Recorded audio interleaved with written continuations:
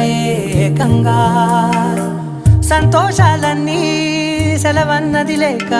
మనతోనే కొలువయ్యే మొత్తంగా స్వాగతాలు లేని ఒంట్లో ఉండలేక విరహం కనుమరుగయ్యే